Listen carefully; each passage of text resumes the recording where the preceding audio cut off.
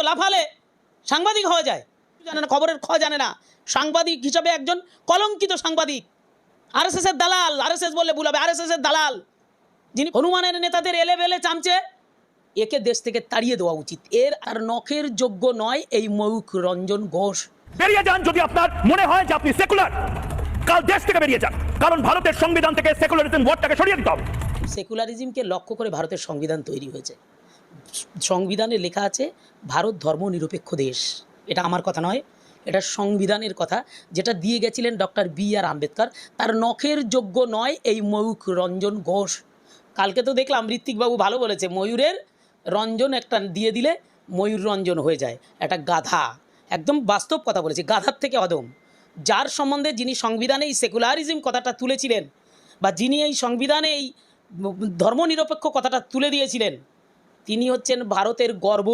ওই মূর্খটা জানে লন্ডনের লস অফ বৈজ্ঞানিক কলেজ থেকে যিনি নটা যে বিষয়গুলো থাকে সায়েন্সের, প্রত্যেকটা বিষয়ে ডক্টরেট করেছিলেন এবং তিনি নটা বিষয়ে ভারতবর্ষের সর্বোচ্চ শিক্ষাগত যোগ্যতার চরম শিকারে পৌঁছেছিলেন।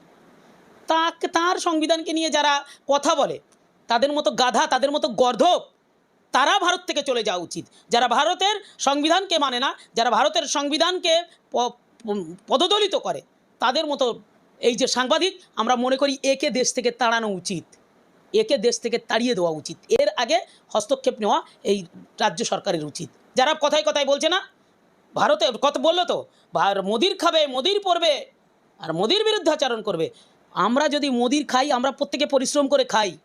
ভারতবর্ষের যারা প্রতিপালক, বাংলার যারা প্রতিপালক, যারা রাজনীতি করে, তারা প্রতিপালক হিসাবে বাংলার মুখ্যমন্ত্রী, বাংলার প্রতিপালক, ভারতবর্ষের প্রতিপালক প্রধানমন্ত্রী, তার দায়িত্বের মধ্যে পড়ে ভারতের প্রত্যেকটা মানুষকে ভালো রাখা। বাংলার প্রত্যেকটা মানুষের ভালো রাখার দায়িত্ব পড়ে মুখ্যমন্ত্রী যিনি তার। তাহলে সেই মুখ্যমন্ত্রীকে যখন তখন কটাক্ষ করা যায়, আর ভারতবর্ষের গদি মিডিয়ার বিরুদ্ধে যদি বলা হয়, প্রধানমন্ত্রীর যদি বিরুদ্ধে বলা হয়, তাহলে দেশদ্রোহী হয়ে যেতে হয়। আরে ওরা যদি বলে ভারতের খাই, ভারতের পরি, বাংলায় বলবো মমতার খাই, মমতার পরে, অর্থাৎ মমতার বিরুদ্ধে প্রতিনিয়ত এই কুৎসা অপপ্রচারকে বন্ধ করতে হবে, নাহলে অবিলম্বে পুলিশি অ্যাকশান নেওয়া উচিত আমি মনে করি। ভারতবর্ষে আবার বলছি, এই ভারতবর্ষ সেকুলারিজমকে লক্ষ্য করে চলে। কেন চলে? যখন স্বাধীনতা সংগ্রামীর লড়াই হয়েছিল, ময়ূকের বাপ লড়াই করতে গেছিল। হিন্দু মুসলমান যারা এ দেশে আছেন, প্রত্যেকের সম্মিলিত প্রচেষ্টায় এ ভারত স্বাধীন হয়েছিল। দিল্লির গেটে চলে যান, আমি বারবার বলি, 95,293 জনের নাম স্বর্ণাক্ষরে লেখা আছে, এরা শহীদ, দেশের জন্য তারা শহীদ হয়েছিলেন। স্বাধীনতা সংগ্রামী যারা স্বাধীনতা সংগ্রামী, এই 95,293 জনের নাম খোদাই করা আছে ইন্ডিয়া গেটে। আর তার 63,293 মুসলিম, তারা মুসলিম। 50 জনের যে বোর্ড হয়েছিল, মাওলানা আবুল কালাম আজাদ যারা ছিলেন তৎকালীন সময়ে, তারা কি ভারতবর্ষের জন্য স্বাধীনতা সংগ্রামী নয়?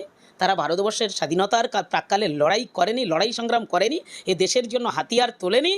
তাহলে এত কিসের যন্ত্রণা? প্রতিদিন মুসলিমদের চলে যেতে হবে, এদের ধর্মের ভিত্তিতে ভাগ হয়েছে। এদের যদি ধর্মের ভিত্তিতে ভাগ হয়, এই আনসেকুলারিজমদের কাছে আমি প্রশ্ন করতে চাই, তৎকালীন সময়ে এদের যারা ভারতের স্বাধীনতা সংগ্রামে অংশগ্রহণ করেনি, তাদের মধ্যে একজন নাথুরাম গডসে, তিনি দাবি করেছিলেন যে ধর্মের ভিত্তিতে এদের ভাগ হয়েছে, এই মুসলমানদেরকে ও দেশে পাঠিয়ে দেওয়া হোক, ভারতবর্ষে যারা আছে। পারেনি কেন? 80 বছরের পদার্পণ করেছে, প্রায় 80 বছর হতে চললো ভারতের স্বাধীনতার দিন পেরিয়ে, আমরা 80তমতে পা দেবো।